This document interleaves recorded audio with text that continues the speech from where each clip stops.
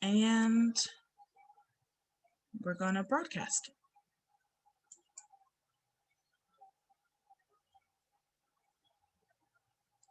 Hi, everyone. Welcome to the February webinar hosted by Project Trust. Today, we will be discussing how to understand and mitigate trauma responses. We'll also have a few expert panelists who will be walking us through the topic and will provide some critical tips on how to manage these trauma responses in a virtual setting.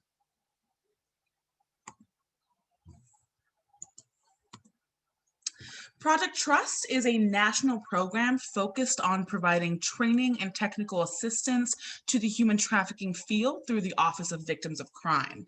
This program aims to support organizations across the country as they work to integrate a trauma-informed approach to each level of service delivery and the overall organizational structure. Project Trust is a collaboration between the U.S. Committee for Refugees and Immigrants, or USCRI, the Sanada Institute, and Brandeis University's Institute on Assets and Social Policy.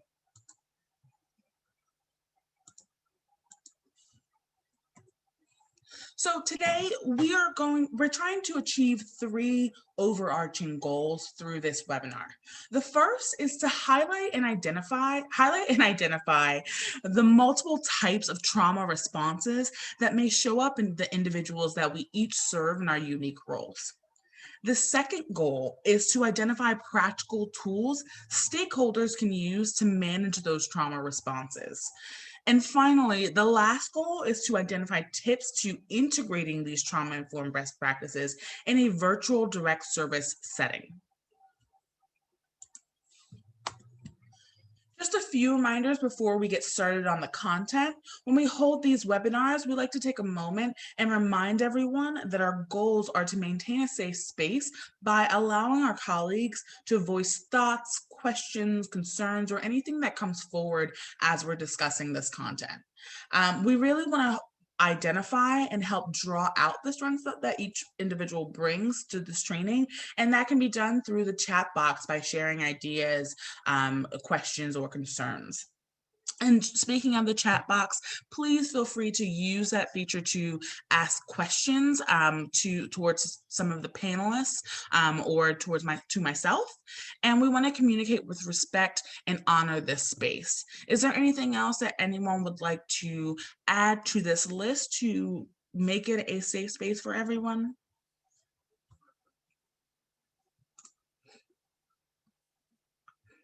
Okay, so we're going to go ahead and push forward.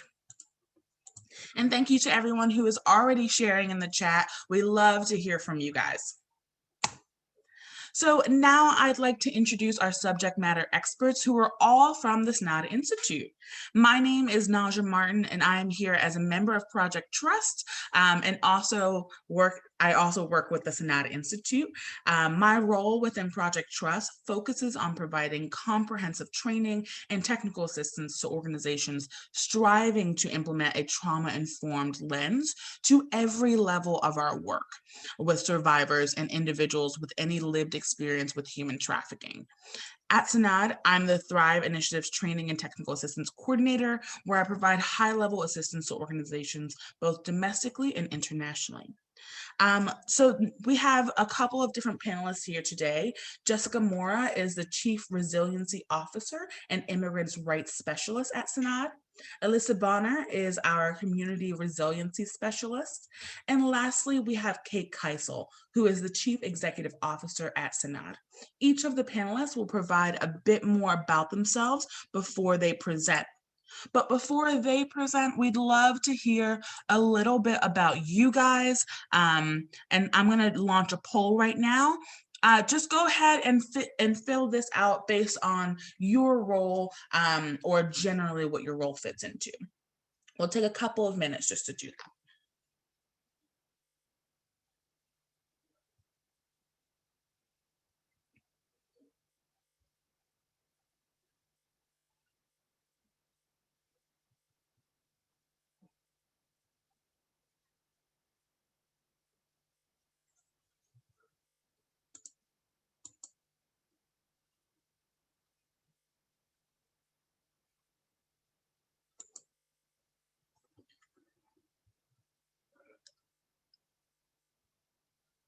Still looks like a couple of answers are trickling in, so I'm just going to pause until this timer reaches 1 minute, which is a couple more seconds.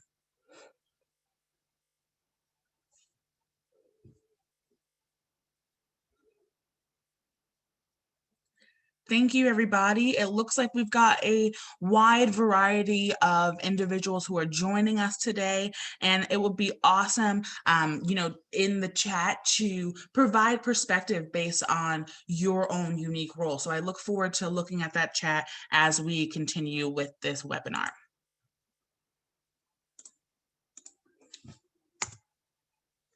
Okay, so before we get started, I just wanted to provide a couple of self-care reminders as we move through this training. If you need to, feel free to step out for a moment, grab something to drink to stay hydrated, and also recognize that there may be some feelings or thoughts that might come up during this training, and you may need some time afterwards to debrief and process all of this critical information. And finally, some of this might be kind of heavy depending on your role, so be kind to yourselves and practice patience as you seek to implement these suggestions following the webinar. Now we're going to get started with an overview of trauma responses. And for that, I'm going to turn it over to Jessica Mora to lead us through. Thank you so much, Naja. My name is Jessica Mora, and I'm a licensed clinical social worker in New Jersey. Have been in the field for 8 years, providing trauma-informed care to individuals who have experienced gender-based violence, including human trafficking, domestic violence, and sexual violence. Soon after graduating, I worked with children who have experienced multiple levels of trauma in workplace and foster care system. And I found myself in this position where I had to make a difficult decision between realizing that I was taking part of re-traumatization and or exiting to a different job. And I moved on to being a care manager and counselor at Hudson Speaks Against Sexual Violence. And I was part of the sexual assault response team, providing crisis intervention services to individuals who recently had been sexually assaulted and or have exited from a trafficking incident and or experience. I currently work at CENAR as the Chief Resiliency Clinician and Immigrants' Rights Specialist, where I provide person-centered individual therapy and case advocacy services with special focus with foreign nationals. In my experience with supporting and serving individuals with lived experiences, I focus my work in understanding the complexities of trauma from a holistic approach and thinking of each person who I interact with as an individual who deserves respect and care, regardless of their trauma history and or background. So many times it is not about the details of what people have experienced, but our own approach to the interactions with each other. Thank you, Naja. So to get started, we want to briefly discuss what makes an event traumatic, right? It usually involves a feeling of fear and or terror, which is perceived as life-threatening. And I want to highlight that word perceived because if we come from the perspective that we all come from different walks of life and different situations, different situations will activate our perception of threats, right? So, and that's going to depend on various factors. So if we think of the example of losing a loved one in an accident, this could cause fear of the future. So also a traumatic event involves the loss of control and the feeling of powerlessness. And in thinking of that accident, right, that example of an accident, that experience will bring up that, we have lost control, right, of what happened during the accident or the outcome of that accident. And then also a traumatic event will alter the way we see the world, possibly leading someone to believe that the world is never, and I'm emphasizing that word because we will get into some cognitive responses, right? That the world is never safe, or the thought that we could lose anyone around us at any time. So we went over what makes an event traumatic, and that's a very brief overview. And we want to also explain what happens within us, right? Our brain and our body internally. So what is the role of our brain in detecting and responding to threats? We all have our control tower, which is constantly assessing and processing our environment, from reading a text message, from being aware that I'm doing a presentation right now, to the various background sounds in our current space, right? And even temperature. So I don't know where everybody is in the country, right? But here in New Jersey, we actually have a snowstorm and my hands are extremely cold. So my body, my control tower is aware of that, right? And is trying to make sure that I'm safe and that we are all safe. If a threat is detected, the information processing center, which is like our prefrontal cortex in our brain, will slow down to allow our emergency response system to take over and bypass our ability to think rationally. Our emergency response system will take charge, right? It takes over in protecting our well-being the best it can in a threatening moment. So when the emergency response system in our brain is activated, there's usually 3 general ways on how our body and our mind will react during and after a traumatic event. In our response system, this includes both our body and mind, will in a matter of seconds shift to a reactive mode, which I usually tell people or talk about it as an autopilot, right? And releases stress hormones and decides whether it's going to fight, flight, which is the running away, right? Or freeze in a moment of intense distress. So these 3 forms of responding to trauma, the fight, flight, and freeze, are complex and will manifest in what we identify as trauma responses. Trauma responses involve how we think, feel, behave, even how our bodies physically respond during and after a trauma incident. And that's something that I want to highlight, is that the trauma responses are not just particular to the incident and when the incident is happening. The trauma responses will continue through a person's life course, possibly if not treated, right? Or not provided with the proper supports. Also, I want to highlight that trauma responses are impacted and are influenced by various factors, such as our upbringing and possibly even further history of trauma or trauma-related experience, which lead us all to experience different types of trauma responses. So trauma responses will manifest differently for each person. So when we think about hyperarousal, this is a trauma response that relates to the fight or flight response, where our body and mind are in nearly constant activation or on the go, right? Or it's on. Like, this is when sometimes we might hear we are on all the time, right?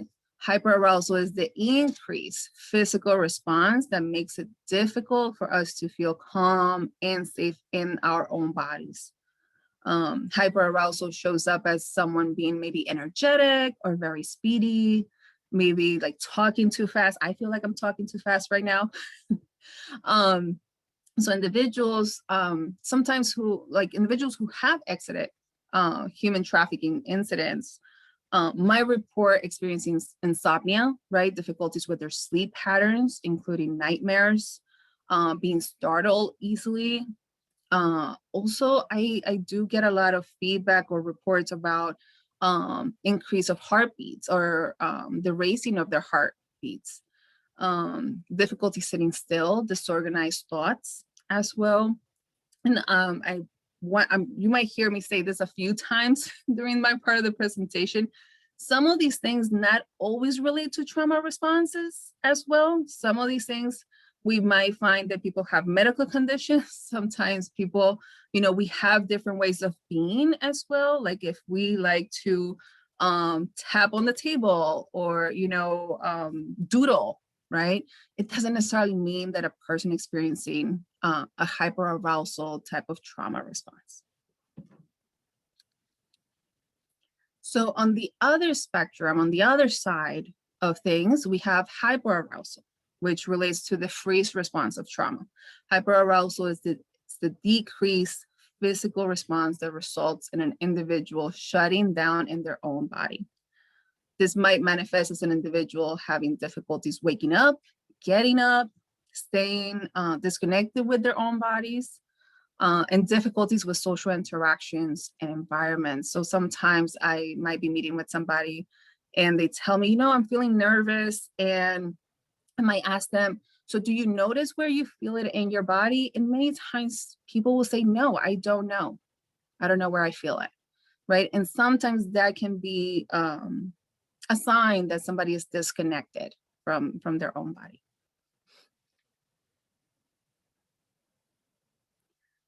Emotional responses relate to how and what we feel, and this can be challenging for all of us since emotions are usually internally experienced.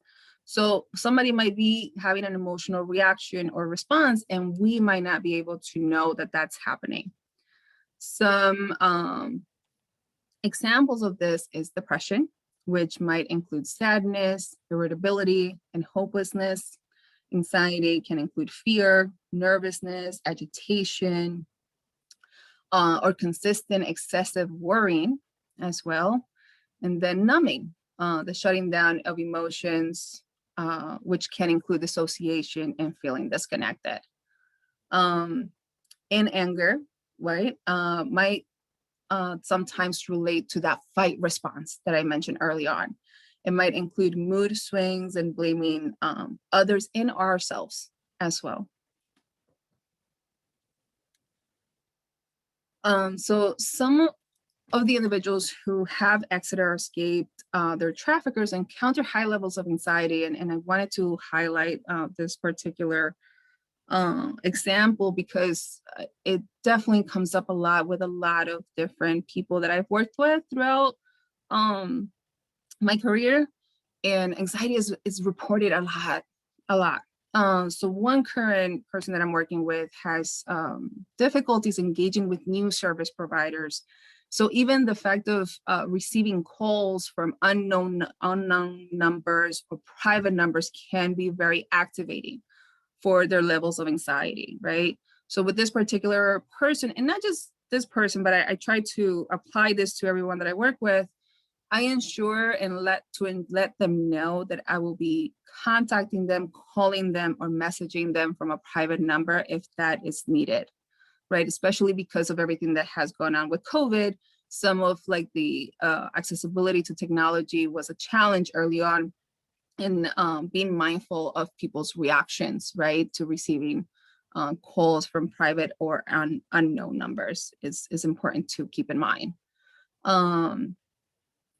So this person had escaped their trafficker and the trafficking situation over 10 years ago, and still her emotions become activated when engaging with strangers due to fears of those people hurting her, or these new people that she's meeting might hurt her or bringing her back to the trafficker. So there's still this sense of fear that comes up even till today for this person, and not just for this particular person, but for a lot of individuals, right? When we're thinking about trauma response, it's like, if we experience fear and anxiety during a trauma incident, right? If anything in my future, right, or even currently in my present feels somewhat similar to what happened to me back then, all of this like reactions and responses will get activated, right?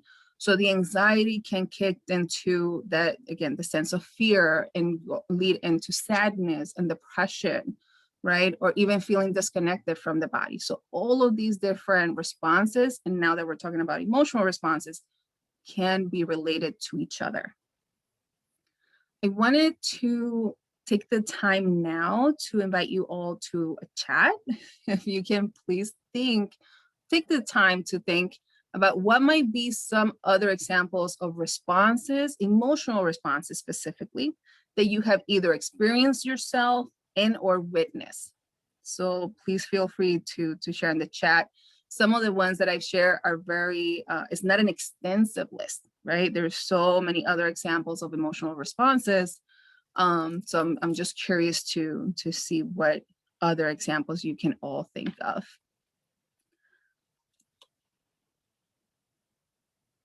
Thank you, Amanda, for that. I see that you put share that upset stomach, and that actually we will touch upon a little bit under physical responses related to trauma. Great. Thank you. So I will move on to the cognitive responses as you all continue to share in the chat. Thank you so much, everyone who are sharing right now. Cognitive responses refer to our thoughts and our thought patterns. That includes our self-talk, right? How do we talk to ourselves? How do we talk about different situations? How do we talk to ourselves about others who are around us, right? Some examples of this involve thoughts related to shame, right? Feeling that we experience traumatic events because we are bad, right? Individuals who have experienced trafficking sometimes have stated and shared that they will not access proper reproductive health services due to the judgment they will receive from medical providers, right? So there's shame related to the trafficking incident they might have experienced, right? Self-blame. Sometimes people will report and state, I caused the trafficker to abuse me. I should have left that one time, right? And you can fill in the example of what that one time might be, right? Another example of cognitive responses also includes flashbacks, which is the re-experiencing of the traumatic event. And some people might refer this to, oh, as I see, Jessica, a snippet of that moment, right? It looks like a movie, right? The person might feel disconnected from the present, right? At times, and that can lead into dissociation, right? So I very much see flashbacks and dissociation very much as a related to each other, and they can happen somewhat simultaneously. So going into dissociation, there's that feeling of disconnected from the present moment, but that's where we see the difference between flashback and dissociation. Is a dissociation, there is that complete disconnect from the present moment. So I might actually talk to somebody or try to get their attention. They might not be responding back to me because they're dissociating there in that moment. So thank you, Nadja. So in thinking about an case example, cognitive responses, as all the types of trauma responses we are reviewing, happen very quickly. I think that's another piece that I definitely want to highlight, and I should have mentioned early on when we're talking about trauma in the brain, right? Everything that is happening with our brain and our body is happening in a matter of seconds. This is not as slow or as present as I am right now in this presentation, right? There's multiple things that are going on in a matter of very, very little time, okay? And it's the same thing with cognitive responses. So one thought is usually multiple thoughts, or is attached to multiple thoughts, right? So it is not as me, like I said, being aware of this presentation and having an outline of the presentation where my thoughts are planned ahead of time. People who have experienced trafficking will have an overflow of thoughts in a matter of seconds. As I mentioned with the previous example, this person actually was trafficked into the US. So they are actually in their process of obtaining a trafficking visa, a T visa, which just to give a very brief background on that, is for foreign nationals who have been trafficked into the US. And I recently assisted this person, this client, and so now we call people that we serve clients, and supported this person with their declaration for their T visa application in order to receive immigration relief. The declaration involves retelling what this person experienced during the trafficking incident, right? And that in itself can be extremely overwhelming. So while assisting in that declaration, right, the client, the individual that was applying for that experienced great levels of shame and self-blame, right?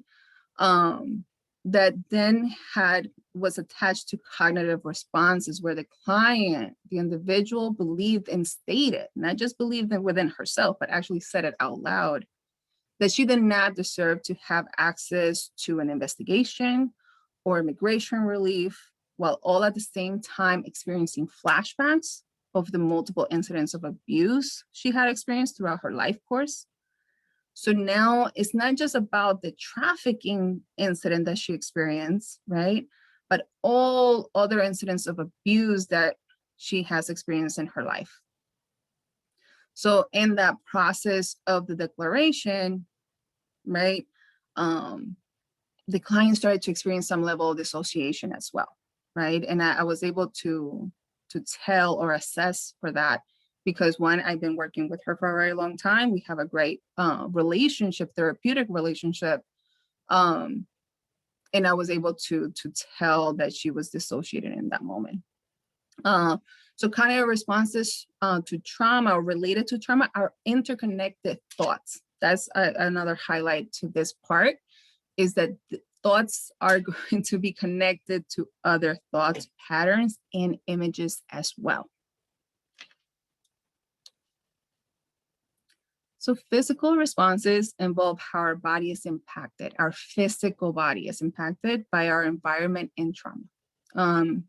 How does our body feel or not feel in a moment of distress? So again, I would like to take a brief moment for all of us to think of a moment of discomfort, right? Maybe we miss an important call or our Zoom is not working for us. What does your body experience?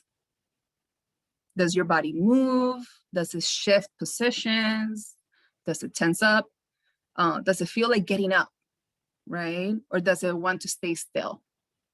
So if you just take just a moment to think about a situation or a moment where you felt discomfort, what happened physically for you? And if you can, feel free to share in the chat. Or if it doesn't feel comfortable to share in the chat, you can also I like to jot down things too, and maybe even make a note for yourself. It's a good practice for us to check in with our bodies, even in this moment.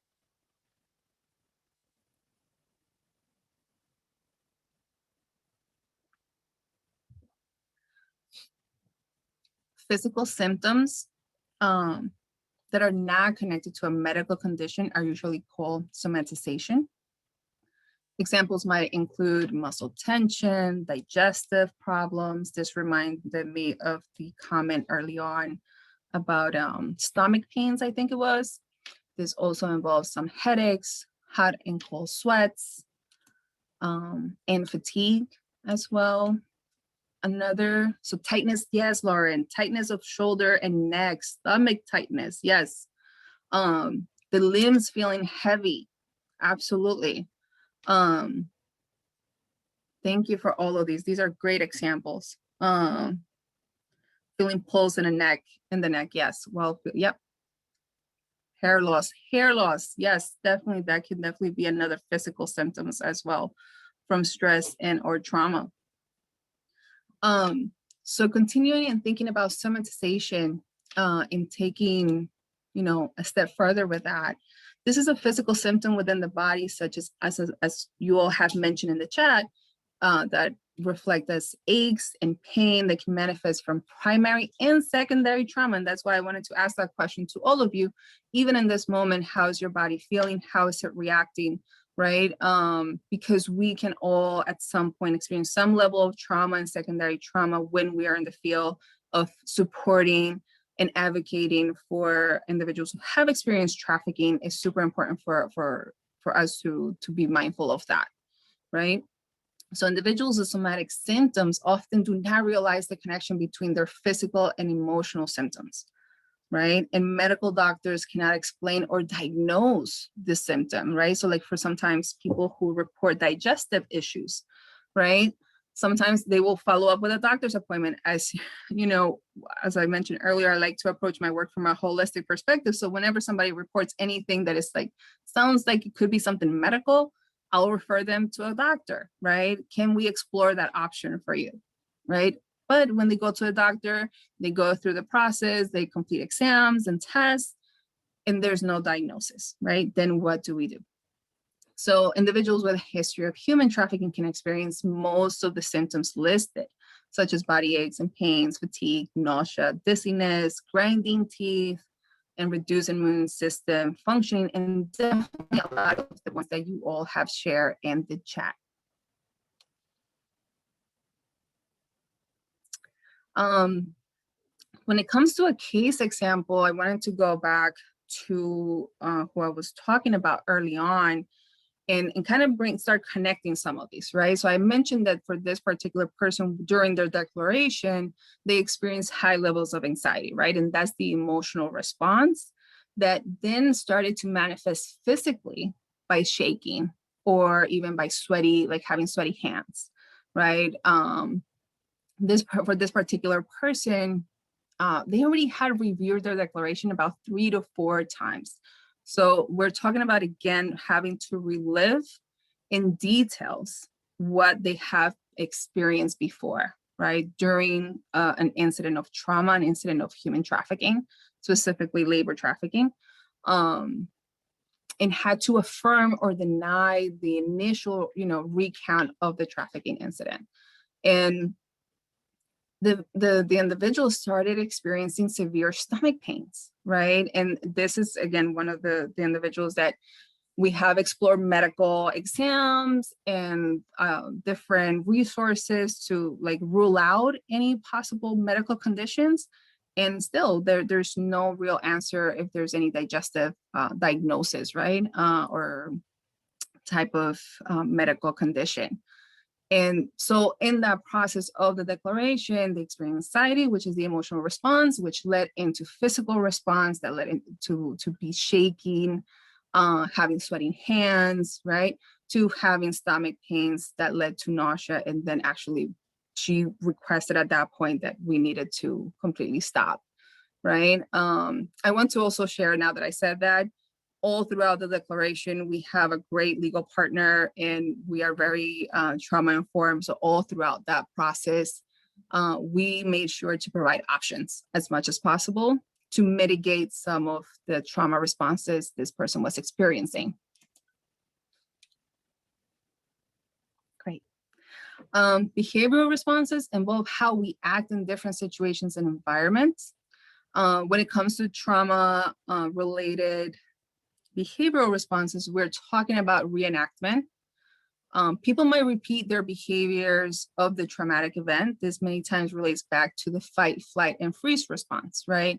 So depending on how somebody reacted during the trauma, right, if their response was to freeze, right, they might try to reenact certain parts of the trauma in order to move on to a different trauma response, to move on into a fight response, right? So if I wanted to scream and hit or fight back, right, my behavioral reenactment will be to fight, right? Or to show maybe anger or aggression, right? Or be more assertive.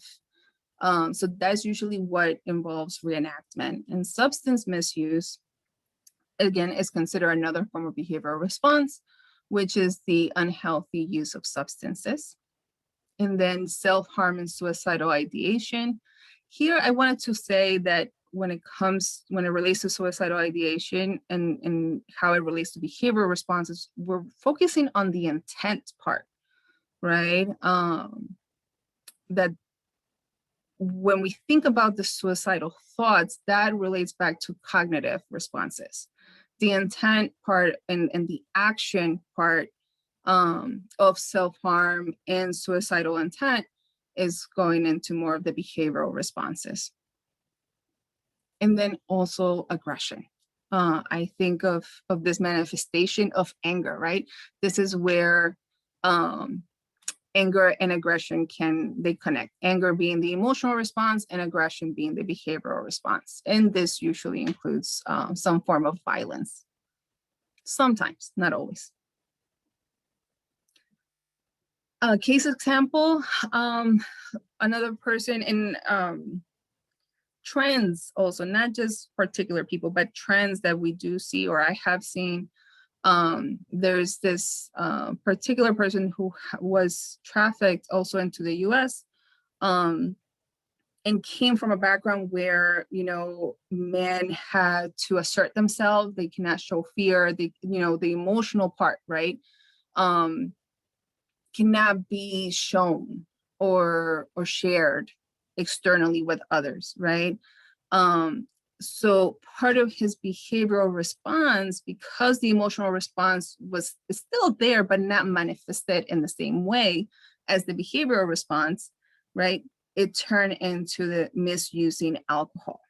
And that also, again, trauma responses in general, not just behavioral responses or misuse of alcohol, they are all forms of, again, protection and coping. How is my brain and my mind, my body going to assist me to deal with my current situation and be safe, right? In this particular instance, the use of alcohol, misuse of alcohol was a behavioral response to cope, to be able to cope, right? Yeah, and this also like leads to various pressures. Not that the misuse of alcohol leads to that, but because this person was experiencing so many pressures in accessing resources and being able or being the sole provider for his family, the main way of coping that, you know, he had learned throughout his life course, because again, we could get into like background history and ways people grow up and learn, right? Was the misuse of alcohol, which also has led to some health concerns as well. And as I was thinking of this particular case and thinking about behavioral responses, because behavioral responses are external, right? We are able many times to tell if somebody might be aggressive, right? Or are trying to be aggressive towards us. We might be able to identify some type of addiction externally. Not always, but sometimes. I wanted to also pose the question about what, you know, and not that you have to share this in the chat, this is a personal process. What are our beliefs about suicidal thoughts and behaviors? What are our beliefs in substance misuse, right? How do those beliefs impact our interactions with each other and the people who present with these types of trauma responses and or coping mechanisms, or the way people manage, right? This is where, you know, we need to challenge ourselves in the work that we do and how we approach our work in understanding trauma and trauma responses.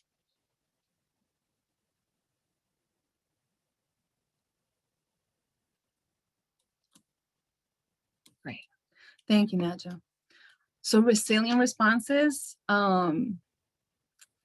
often when we think of trauma responses, it can be easy to identify all of the other trauma responses we just reviewed and talked about before we shift our thought process about perception, or not about perception, but shifting our thoughts to the strengths of the people we serve and who have been victimized, right? So I really enjoy the part of identifying resilient responses on all of us, right? And it is important to identify the countless responses that reflect resiliency. Some of this will include commitment to personal mission, right? When we ask that question, what is my purpose? What is our purpose, right? Having a strong support network that is made up of healthy relationship. We have a few people that we work with at Sanar who identify us as their team, you know, and how valuable it is for people to say, you know what, I have a team of people supporting me. having healthy, empowered boundaries, setting up those boundaries, right? Also engaging in personal advocacy, which then can lead to post-traumatic growth, right? And that really depends on each person to identify. Usually how I approach the exploration of post-traumatic growth is having individuals talk about what is healthy and what do they identify as healthy for themselves, for their surrounding as well, and their relationships, and what is healing, right? What is healing for each of us individually, and then also as a community. So I usually leave post-traumatic growth to be identified within each individual, and then also, you know, get to that point of a community approach to healing. So since I've mentioned this already and giving you some background on the person that I had assisted with their declaration, part of their personal advocacy piece, it has been understanding and developing their own boundaries, right? Understanding what is okay for themselves, right? For each person. And I think this applies to a lot of the people that I've worked with so far. Once they're able to know what is okay and not okay for themselves, the resiliency responses and the resiliency that people come with, that we all come with, start shining through, right? And with resiliency responses, I sometimes have some conflict, because resiliency responses sometimes, oh, it's only related to the trauma you experience. And that's not the case. People have strengths, right? And with this particular person, the way she speaks about her personal purpose, and not just personal at an individual level, but community purpose, is her skill, her strength, and that goes way beyond to anything she has experienced that is trauma related. So I will pass it back to Naja. Thank you everyone who participated in the chat. Thank you, Jessica. That was really, really helpful in identifying those trauma responses and providing those case examples. So now that we have that solid understanding of what trauma responses are and how they can manifest, let's talk about the practical skills that we as stakeholders can use to mitigate and manage these trauma responses that might surface in individuals who have lived in a human trafficking situation. I'm going to turn it over to Alyssa now to introduce herself and get us started on this section of the webinar. Thank you, Naja. Hello, everyone. Thank you for all the contributions that you guys have been adding to this space already. We are super grateful for your responses. I'm Alyssa Bonner, a licensed social worker in New Jersey. On the SONAR team, a large portion of my role is providing trauma-informed therapy to individuals who have experienced human trafficking or sexual violence, as well as building out wellness support for the helping professionals like you guys who support them. I am also grateful to collaborate with organizations like SONAR to identify resources or needs and just build a community mutual network around not only SONAR clients, but individuals within our community who might be vulnerable to exploitation. So this segment, we are going to be talking about how, like what to do with all of these trauma responses that Jessica has so nicely normalized. And this is just saying that there is no way to speak about trauma or an individual who has experienced exploitation without honing in on the resiliency skills that have already been keeping them safe. And we will be discussing additional tools and resources that we can add to the toolkit that they are already relying on. Awesome. So mindfulness, a really hot buzzword that is going on right now. So mindfulness is a tool that I use to bring my best self forward when I'm working with SONAR clients, when I'm engaging with community partners, or just anyone that I want to be building a relationship or support network with. A mindfulness minute allows us the opportunity to come back and connect to the present moment and reorient ourselves so that I can be intentional. I can use awareness and my strength to really focus on on the connection that I want to build with someone that I am working with, but also the connection with myself. So I do invite you, and I always encourage people to use mindfulness with an invitation. right? So I invite you to join me with a mindfulness minute that we can practice with people that we are working with when the situation might be getting overwhelmed, or when we notice in ourselves some overwhelming feelings starting to fester. Right? So this deep belly breathing activity can help us relax and come back to the present moment, where I notice that today is February 18th. I have my head on straight and I feel confident in what I am about to proceed into. It has a way of increasing our wellness and strength and resiliency due to that component of reorienting back to the present moment and that intentional step of continuously doing that. So let's sit with 5 breaths. These will be helpful for me as well. It's around lunchtime. I'm going to take a second to just sit back in my chair. The intention behind these breaths are to really make sure they are coming from the stomach. The core is such a powerhouse after trauma and for human bodies in general. I want to make sure that my inhales are allowing my stomach to gasp all the air but push out. And my exhale should be allowing me to let go and kind of just relax and let everything go limp. So I invite you to join along with me. I'll guide us through 5 nice, gentle, mindfulness, deep belly breaths. So I'm going to go in for an inhale and exhale. Good. Intentionally making these slow. Go in for the second inhale and exhale. Now in for the third inhale and exhale. And going for an inhale and exhale. And finally, our last inhale and exhale. Very good. So feel free to use the chat to notice what shifts were you experiencing? What differences did you notice in your internal experiencing before the 5 breaths and after? Personally, for me, I feel myself more engaged to the vision, to the visuals of my screen. I can see this picture a little more clearer. I can hear myself a little more smoother. I'm a little more calm and easy. I'm not as nervous. So all of those feelings and sensations that I get are benefits for when I connect to my breath and allow the present moment to ground me. So another tool that we can use to support trauma responses are sensory-based supports. Trauma is held in our senses, and as we notice, the brain overwrites the rationality, and instead it stores the memories and the sensations in our senses. Sensory-based supports give us the opposite side of trauma. We get to work against the trauma to self-regulate by slowing down. Sensory-based tools allow me an opportunity to build that awareness, to actually practice mindfulness by giving me a space to pause, figure out what's going on for me, and connect to my present in a safe and compassionate way.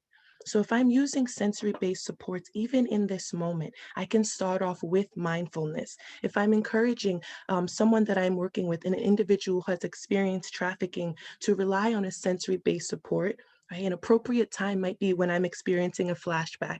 As Jessica mentioned, a flashback comes on and I'm speechless. I don't have the words to describe what's going on for me, but I have the sensory experience flooding, and I can't connect to this conversation. I can't connect to this relationship or this support person that I know that I trust and respect. Sensory-based supports give me the opportunity to pause, right, relax, and take care of myself so that I can, again, go back to that best self forward. So if I'm using sensory-based supports, even in this moment, I can start off with mindfulness by scanning across the room. So for me, within my environment, something that I touch, I work from home, I'm always wearing flannel pants. I do this intentionally to have a sensory-based support that I like whenever I am getting overwhelmed. So now I am rubbing my knees because the pants that I'm wearing are cashmere. I also have a little stuffed animal in my lap as a sensory-based support to just help me during this presentation, or I would, again, give the permission to someone that I'm working with to do the same. right? The smells, I have my aromatherapy, but I also have a nice scented candle that I don't have burning, but I do like this scent. It reminds me of a childhood scent. So being able to connect to my sense of smell, again, during this even overwhelming feeling that might be coming up can be helpful. Same thing for the taste, sight, and sound. And I can go through each sensory experience to just slow myself down and self-regulate.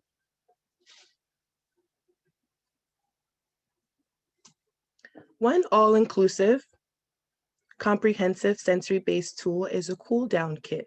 And a cool down kit is one of my favorite tools to use because you can literally keep it in your bag, your briefcase, or whatever you bring to your workspace.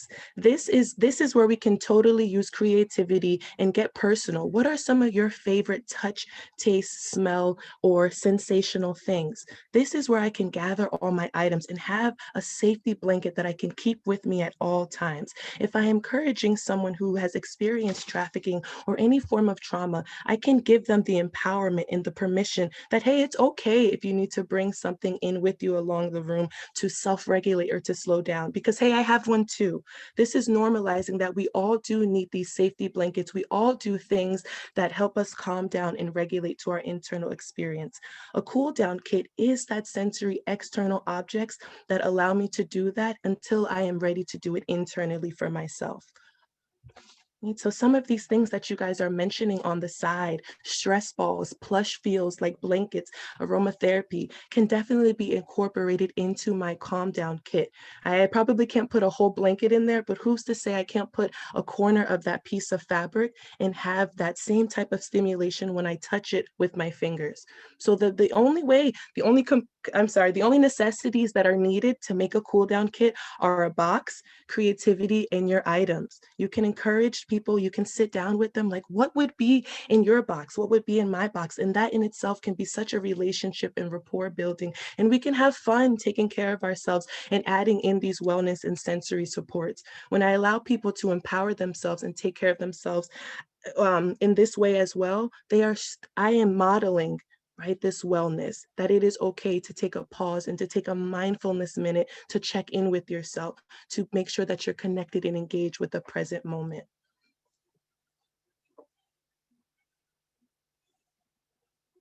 So some examples, this is personally what is in my cool down kit, and we can sit and just think of how these things can help me bring my best self back to the present moment while recognizing that I'm safe, I am in control, and I am okay right now. Although this situation might remind me of a time that I might have not been okay, and it is okay for me to acknowledge that this is re-traumatizing, I also can acknowledge that I do have the tools in this safety kit to support and comfort me. So for sight, a soothing picture of nature, nature being one of the best tools to ground ourselves. But even this picture of nature that we have been reviewing on these slides have a way of connecting to my internal spirit. I am happy and grateful that we use these images because they do have a calming and sensory element. Right? So a soothing picture inside of my cool down kit, if that was the first thing I saw when I'm overwhelmed or flooded with anger or annoyance or irritation, I can see what that tree offers me. And that's some breath, that is some air, and all the space in the park that I want to take up with my 5'10" legs, right? The smell, my favorite soap, that can be from my favorite hotel, that can be from anywhere. And there goes a positive memory that can help me get out of a flashback that might be traumatizing me again in the moment. A calming song, I can add my favorite song, even if I just write it, as a way to remind myself to put it on during these sensory experience or when I'm getting flooded or losing grip of the present moment. A piece of candy, a piece of gum. We all love snacks, and we can do this appropriately and adding it into our cool down kit as a way to build that saliva, which is naturally calming to the relaxation system. And touch, a stress ball, something that I can play with my hands. When I'm stressed, I know that I usually hold that tension in my hands. I am gripping them like a fist, and a stress ball allows me to do something alternative with my hands. So first off, I am opening them, allowing them to go limp. I am keeping them busy, so I'm not as distracted, and I might not get as caught up into what I'm thinking about or what's pressing me or pressuring me to think about. So another great resource and tool are relaxation skills. And really broadening up the term, what is relaxation? Relaxation is something that we can do, another step that we can use to connect to our body through awareness. As Jessica mentioned, trauma is not only held in the mind, not only in our thoughts, but greatly held in our body. You guys all listed the areas that we hold tension in our shoulders, in our necks, in our core. Those get heavy. 5 days of working straight, we all know how our body feels. Imagine a lifetime of trauma or a traumatic incident and how that bears the weight on the body. Right? The way we hold on to tension after trauma is normal. Right? It is our normal response to an abnormal situation. So unlearning that it is okay to exhale, it is okay to release, it is okay to let things go is a process, but we do deserve and can offer ourselves those permissions to do that through relaxation skills. Relaxation tools allow us the opportunity to make better decisions because we feel in control. Again, we are working from that present moment and not from the past or even from the future. Right, with those expectations, and it allows us to have better relationships with our team members, but also with the individuals that we are serving. Again, it allows them to build on those permission slips that it is okay for me to take care of myself because I am modeling and watching this person that supports me take care of themselves as well.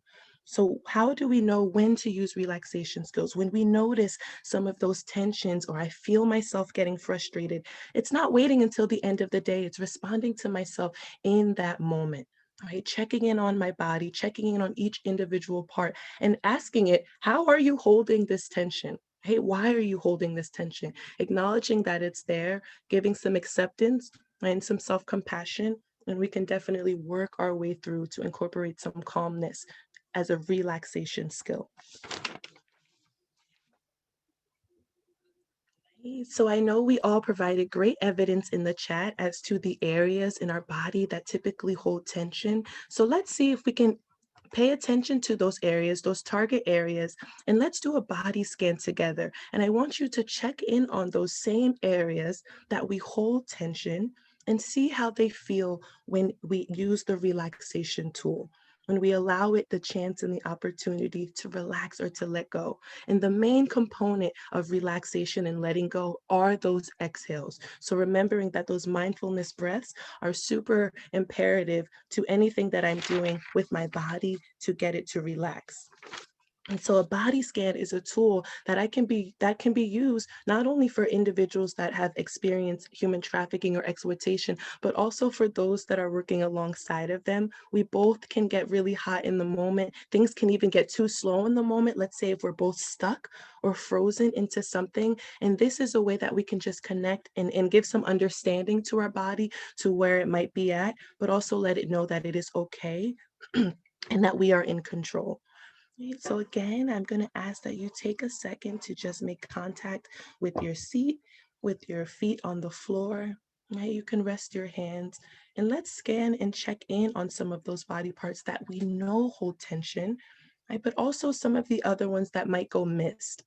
So let's say if I start with my head, right, what's going on for me there? I have a lot of thoughts running, so I am going to tell my head that it is okay, that this tension is here, but it is also all right if you make the choice to let go. Right? If I scoot on down to my shoulders, a heavy position that holds the weight, we hold the world on our shoulders sometimes. Again, we can also offer this a permission slip that it is okay to let go. If I want to intentionally inhale and exhale directly into my shoulders, right? Noticing how that feels when they drop. Right? Is there any reduction in intensity?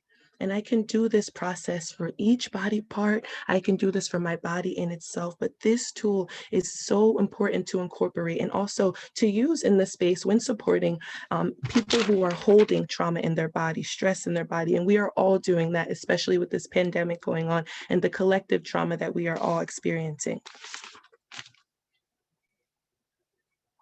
And self-soothing skills, right? This term is typically reserved for babies, but I think adults, we can definitely take some of the space back as well. Self-soothing is another way that we can use to help return to that calm state that we are recognizing sometimes is foreign after trauma.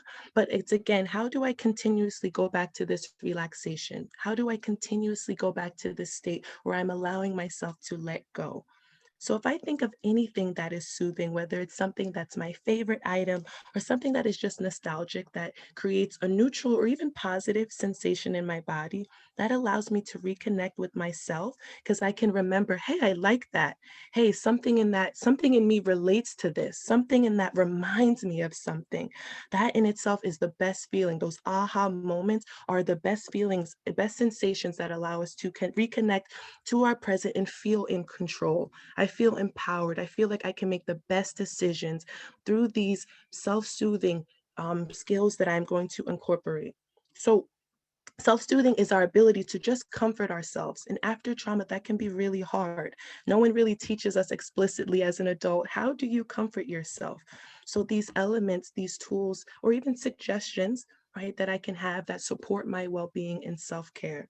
The purpose of self-soothing is to just increase the internal sense of safety. I might be in the safest, like, governmental building, but if inside, internally, my home does not feel safe, it doesn't matter where I'm at. Self-soothing lets me know that I can keep connecting to something externally to remind myself that I am safe and that I keep myself safe. And I do a good job at that.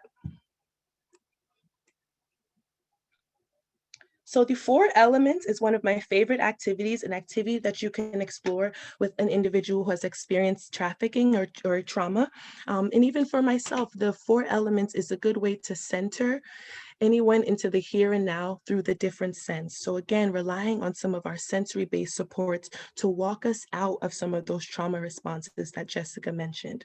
So let's say I'm using the 4 elements of earth, air, water, and fire, right? Already from the bat, those elements are asking me to ground myself. These are elements that I can find outside in nature. So for starters, my element, if I'm starting with earth, let me ground my feet to my floor, right? And really take notice of, what do my feet feel like when I'm making contact with the floor? What does my spine feel like when I align it to the ground? What do my hands feel like when I place them on my desk? Allowing myself opportunities and moments to ground myself are ways that I can connect into the present moment and, again, operate from a sense of control, from power. I feel resilient and I feel strong. If I go down to air, I am asking for my breath. How can I encourage myself to just indulge and sit into my breath even more? What posture, maybe position, I'm sorry, translate my body into to just get the flow of air going more? How can I connect to that element of air? Even if that means cracking the window and realizing that there's some air that I can also get into this room that's making me stuffy, and encouraging others that we are working with, that it is okay if you need to go by the window and take a step of air or go outside and get some fresh air. Using those sensory elements inside of these, those sensory-based supports within these 4 elements. Water, how helpful is it when you come into a room and there is a water cooler? And there is someone who is offering you water or letting you know that if you get up and get water, it's okay by us, right? Using those little tools to just make things more comfortable for not only ourselves, but for the individuals we work with. And lastly, fire. Right? The fire brings up and calls me and is asking me for things that I am passionate about. When I remind myself of the things that I'm passionate about, I can use them to connect to the parts in myself that I love, which are the passionate parts of myself. So when I'm remembering the fire, I can envision fire, if that's helpful. When anger comes, sometimes it is helpful for me to just envision a fire, letting my anger light up that fire. Or I can use this to wind down and envision a passionate memory that is safe and comforting to me, that gives me that sense of safety through my own visual experience. And I can, again, do that for myself. And I have the permission and we have the space within our community or within the individuals that we are working with to do that for them and with them. And so when we are talking about mitigating trauma responses, we want to avoid re-traumatizing. That is our main priority. We really want to avoid re-traumatizing. But I also do want to acknowledge that re-traumatizing can just naturally happen. We are humans and we are relational and we connect to things that come up for us, and that is okay. Right? But we do want to avoid asking for every detail, or asking for individuals that we are working with to share parts of themselves that they are not ready or not comfortable to share yet. Right? We do not want to label others' emotions as a behavior or thought. We don't even want to label our emotions. We want to respond to these trauma responses that Jessica mentioned in a compassionate and empathetic way. Right? Continuously messaging that it is okay that I am here, and it is okay that I want to find alternative ways to support myself, but the ways that I am relying on are okay as well. Right? Making sure that we are exercising patience, not only with individuals we are working with, but with ourselves. When those trauma responses come up, they can be super frustrating. They can sometimes delay progress, but starting off with that's okay, acknowledging that they come up, gives them more space and gives us more opportunity to use tools like relaxation and self-soothing and sensory-based supports to figure out how can we just create safety and nurturing so that you feel all right during this process, whether it is a law enforcement process or social providers, or we are just sitting in this lunch together, right? How can we create this supported network where you feel good relying on me and I also feel good relying on you? It's a mutual network that we have with our clients, and just letting them know that it is okay. You are supported, whether a trauma response comes up or not, right? Not ostracizing or othering these trauma responses that are collective for all of us. And I will pass it to Anaja. Thank you, guys. Thank you so much, Alyssa. Those suggestions are really, really helpful, and I really love doing those little mindfulness minute activities. Now that we're working remotely, we also need to understand a few things when it comes to addressing trauma responses that might come up in a virtual interaction that you have with someone that you're assisting. I'm going to turn it over to Kate just for some quick tips before we move on to Q&A. Thank you so much, Naja. It's such a pleasure to be here with everyone today. Thank you so much for your amazing participation, for the wisdom that you've shared in the chat box. It's really just been an honor to witness everything that Jessica and Alyssa have shared, and just wanting to be mindful of the current situation that we all find ourselves in. As Naja mentioned, my name is Kate Keisel. I'm the Chief Executive Officer here at the Sanat Institute, where we focus on long-term trauma healing and truly believe that healing from trauma is a fundamental human right. I've worked in the social justice space for over 14 years and really focused on my clinical training as well as my own lived experience with complex trauma and post-traumatic growth. So I'm really excited to share some ways that we can just think about the application of all of this critical work in a virtual space, in a virtual environment. So when we think about this, how many individuals in the chat box, you can just shoot a yes over, are doing virtual work with individuals or need to think about how this translates into a virtual environment? My assumption is a lot of yes. Yes, we just see the yeses pouring in. And so there's a couple of things from a tool perspective, just for takeaways for everyone. One, first and foremost, we're going to be sharing this PowerPoint and this recording with everyone. So you will have access to this, right? This isn't something that you just have to remember and think through, but you're going to have access to it in an ongoing way. In addition, we have an entire webinar from December where we focused on best practices on virtual application of services and support. So I'm going to put that in the chat box right now. You can access that webinar and the tools there as well. So these are just tips, tools, all of the things that we need really to think about how do we do this work. And lastly, in terms of tool sharing, every single activity that Alyssa went through, we will be sending a handout that you can share with individuals that you might be supporting, that you can use for your own work, all of those different aspects so that we can authentically use this, practice it, and have that parallel process when we are supporting individuals who are experiencing trauma responses, and support ourselves if we're experiencing secondary responses or need to think about how we can ground in the moment.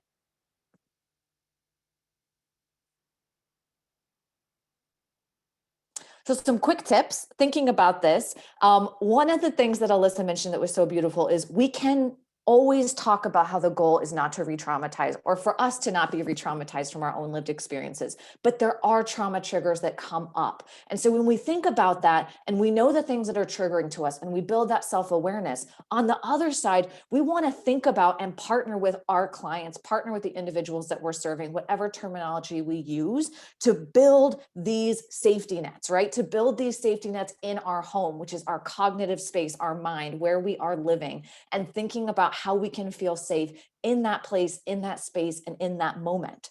So one of the things I wanted to do is just share a quick example of how we might do that. So thinking about virtual engagement, oftentimes we might be working with someone on a HIPAA compliant platform. We might be using the phone. We might be having to get really creative based on the resources that we have. But one thing we can always do in the beginning, and that we try to do in terms of creating this sort of emotional safety plan, which is something that is going to be further talked about through Project Trust next month, is looking at how can we build sensory-based supports so that every single person we work with has a toolkit to help them feel safe in the present moment in themselves. And that is starting to find things that feel soothing, that feel safe, and that we build ahead of time. So for example, I was working with a client last week, thinking about a situation where there are very likely trauma triggers that are going to come up, and thinking about what tools do I need? What tools did this individual need in their toolbox when they go into that? And so we proactively thought about, okay, what are some sensory-based items or even just thoughts that you can have so that in that moment, if something comes up, you feel prepared. It can be as simple as bringing a water bottle, having an apple. We don't need to think about things that are really difficult to access. It's what are in individuals' homes that they have access to as well. So those are those pieces where we look at that safety net that we build, and it's not just the physical environment. It very much is thinking about how, when we're working virtually with clients, we can use all of these tools to build that cognitive, to build that safe environment as well. So I just want to encourage everyone to get creative, be authentic in this work, and to bring different examples that we can share with individuals on how they can notice when they're starting to feel activated, use our own experiences so we can empathize with that, and give some concrete tools that think about that safety net for the future. Thank you so much. Thank you so much, Kate, for that quick rundown of virtual application. Like Kate mentioned, you can visit the recording for the December webinar, where we go over the ethical considerations for a virtual setting, so on and so forth. So please check that out. And you can always reach out to us if you have any additional questions. So I know that there were some questions that were coming up. I know we only have a couple of minutes left. So I do want to allow this time for folks to pose any questions for any of our lovely panelists today.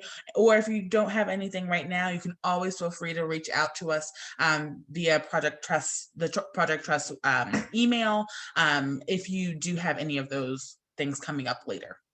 But I will pause for a moment to allow folks to ask questions.